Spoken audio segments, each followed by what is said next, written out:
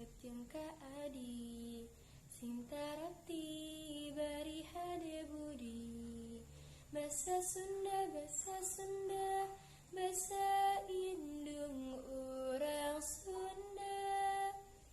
Di sakola kitu deui sasauran basa Sunda.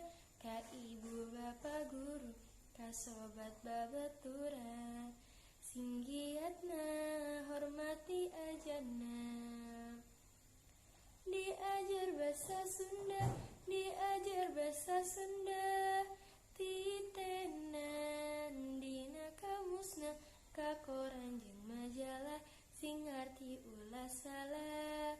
Resep temen maca buku Sunda.